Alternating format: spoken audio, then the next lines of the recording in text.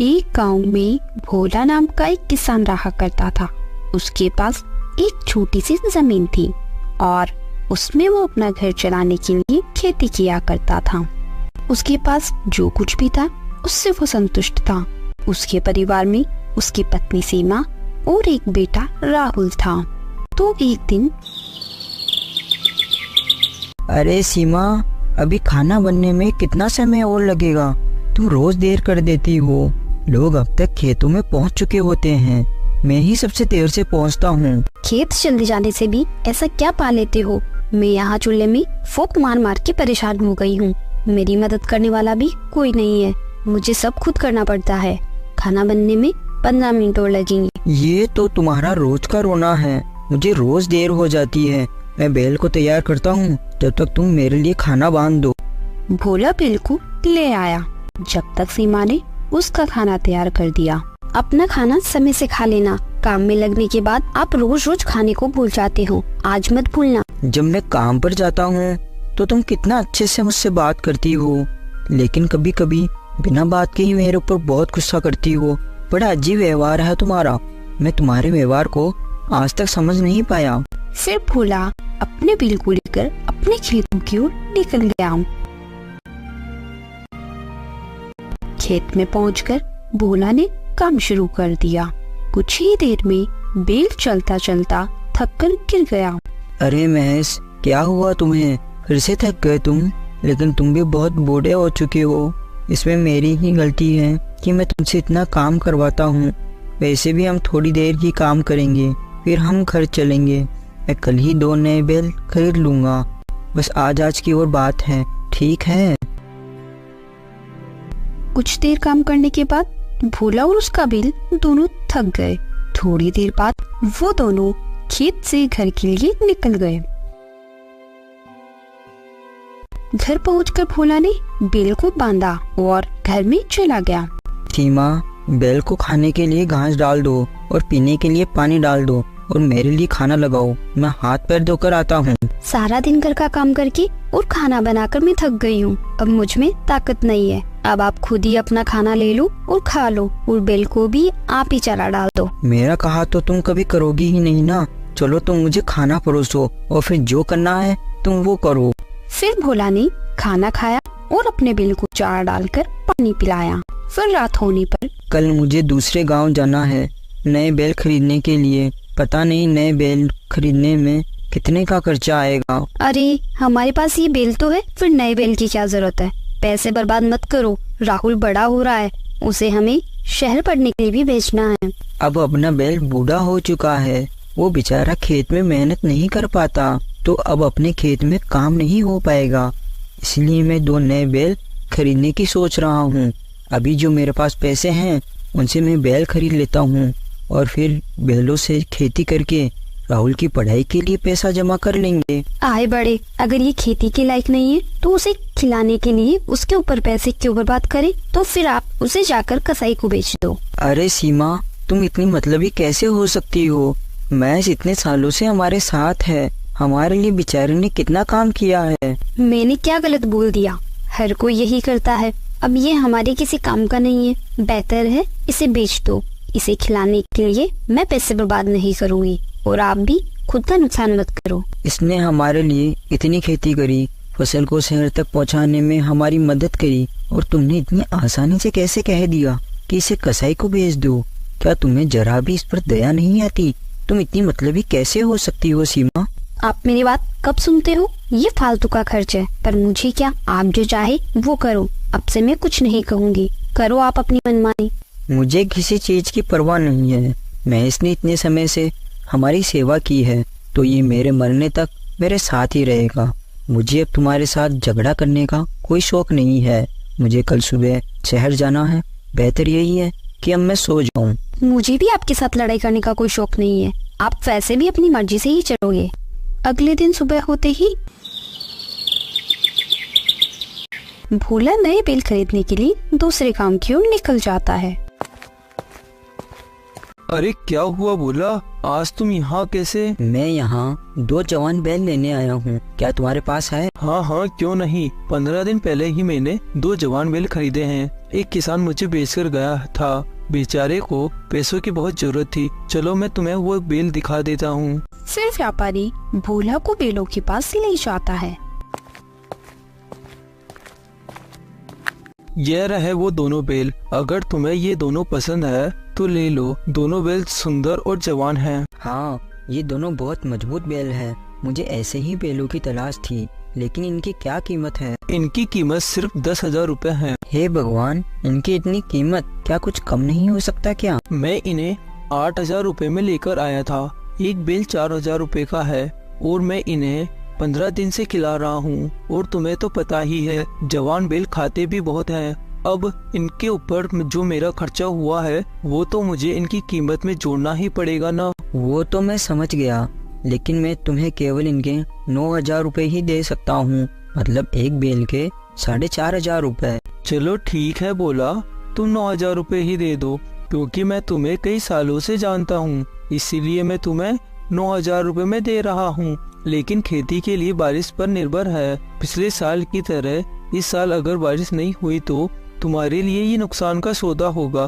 तुम बैलों के लिए इतनी रकम क्यों खर्च कर रहे हो? तुम्हारे पास एक बैल पहले से भी तो है, तुम इन सभी बैलों को कैसे खिलाओगे? बात तो तुम बिल्कुल सही कह रहे हो, और आसपास के गांव के किसान भी इसी बात से बहुत परेशान है। लेकिन मेरे खेत के पास से एक नहर जाती है, और वो नहर हमारे गांव के जमींदार साहब मनीराम जी की है, तो मैं उन्हें कुछ पैसे देकर अपने खेत में थोड़ा पानी ले लूंगा। चलो ठीक है, अब मैं चलता हूँ। फिर भोला वहाँ से अपने बैलों को लेकर अपने घर के लिए निकल जाता है। कुछ देर चलने के बाद वो अपने बैलों के साथ अपने घर पहुँच गया। ये देखो, मैं 2 नए बैल ले आया हूँ, देखो और बताओ कैसे लगे? क्या बात है, ये बैल तो बड़े ही ताकतवर नजर आ रहे हैं, लगता है काफी महंगे होंगे। और क्या कीमत दी आपने इनकी? ये सस्ते तो नहीं हो सकते, है ना? हाँ, तुम्हारा कहना बिल्कुल सही है। ये बैल जवान और ताकतवर है, इसीलिए मुझे इनके लिए मेरी सारी जमा पूंजी देनी पड़ गई। लेकिन ये हमारी खेती और हमारे आने जाने के लिए लंबे समय तक काम आएंगे। आप जिस व्यापारी से इन बैलों को लेकर आए हो, तो आप उसी व्यापारी से अपनी इस पुराने बैल की बात कर लेते। तुम अपनी फालतू की बातें बंद करो। जब तक ये या मैं मर नहीं जाते तब तक हम साथ रहेंगे। आगे से तुम इसके बारे में कुछ नहीं बोलोगी। ठीक है, लेकिन अपने सारे पैसे तो इन बैलों पर ही खर्च कर दिए। अब आप खेत के लिए बीज कैसे लेकर आओगे? कहाँ से आएंगे अपने पास पैसे? और इस साल बारिश नहीं हुई तो अपन क्या करेंगे? अरे इसकी चिंता तुम मत करो, मैं आज ही अपने गांव के सेठ हीरालाल से कुछ पैसे उधार ले लूंगा और उनसे बीज ले आऊंगा, और थोड़े पैसे जमींदार को देकर अपने खेत के लिए पानी ले लूंगा। फिर अगले दिन भोला सेठ हीरालाल के यहाँ जाता है। सेठ जी, आप मुझे कुछ पैसे उधार दे दीजिए, मैं इस बार की खेती करके आपके पैसे लौटा दूंगा। मेरे पास जो भी पैसे थे मैंने उन पैसों से 2 नए बैल खरीद लिए। अब मुझे बीज लेने के लिए और पानी के लिए पैसे चाहिए, और मैं पानी के लिए जमींदार जी को कुछ पैसे दे दूंगा और उनकी नहर से अपने खेत के लिए थोड़ा पानी ले लूंगा। भोला की ये बात सुनकर सेठ हीरालाल बहुत गुस्सा हो जाता है। भोला, तुम अपनी औकात से बाहर बात कर रहे हो। अगर तुम्हें 10,000 रुपए चाहिए तो तुम्हें अपने दोनों बैल मेरे पास गिरवी रखने होंगे। लेकिन सेठ जी, मैं खेतों में बीज डालने के बाद आपको मेरे दोनों बैल दे जाऊंगा। ठीक है भोला, तुम शाम होने तक ये दोनों बैल मुझे खुद ही दे जाना, वरना मेरे आदमी तुमसे ये बैल लेने आ जाएंगे। लेकिन बेचारे भोला के पास और कोई दूसरा रास्ता नहीं था, इसलिए भोला अपने बैलों को देने के लिए राजी हो जाता है और सेठ से पैसे लेकर वहाँ से चला जाता है।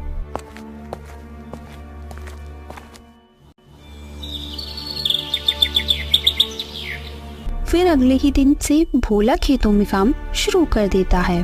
भोला सुबह से लेकर शाम तक अपने खेत में बहुत मेहनत करता और बीज बो देता है। फिर शाम होने पर, सुनो, आज तुम्हें नए मालिक के पास जाना पड़ेगा, लेकिन तुम चिंता मत करो, मैं तुम्हें जल्दी ही वहाँ से छुड़वा लूंगा। जैसे ही मेरी फसल कटेगी मैं वैसे ही सेठ जी को पैसे देकर तुम्हें वहाँ से छुड़वा लूंगा। फिर भोला उन बेलों को लेकर सेठ हीरालाल के यहाँ चला जाता है और हीरालाल को दोनों बेलों को देकर वापस अपने घर चला जाता है। कुछ ही महीने में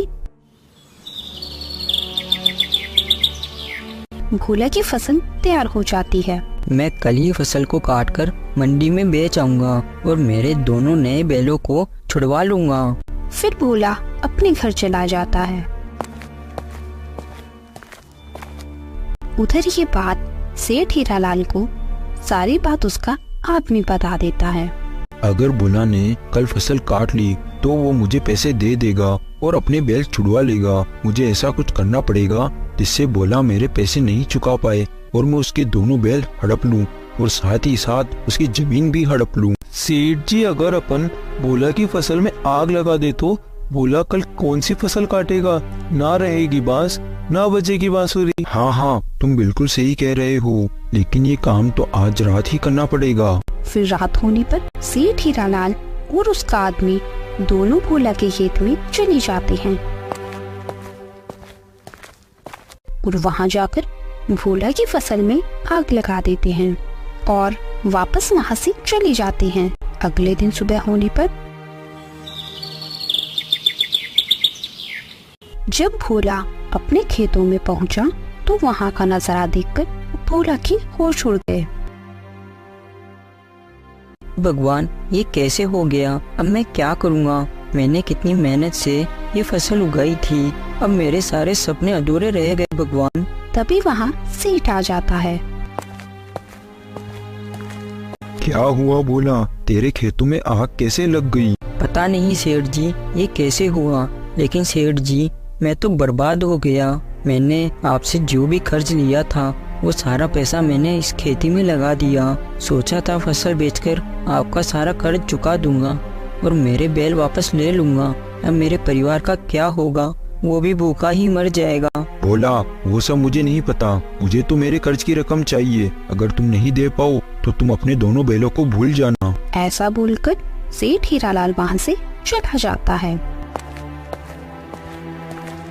क्या हुआ सेठ जी? देखो अपनी तरकीब काम कर गई, अपन ने भोला के दोनों बैल हड़प लिए। हाँ, हमारी तरकीब काम कर गई, लेकिन अब मुझे भोला की जमीन भी चाहिए क्योंकि भोला की जमीन बहुत ही उपजाऊ है। उसका क्या उपाय करें? अरे सेठ जी, क्यों चिंता करते हो? अब जैसे अपन ने भोला के खेतों में आग लगाई है वैसे ही आज रात अपन उसके घर में भी आग लगा देते हैं। फिर उसी दिन की रात भोला का परिवार सो रहा था। तभी सेठ हीरालाल और उसका आदमी वहाँ आ जाते हैं और भोला के घर में आग लगा देते हैं और वहाँ से भाग जाते हैं। पूरे गांव में हाहाकार मच गया। सभी लोग खड़े खड़े भोला के घर को जलते हुए देख रहे थे।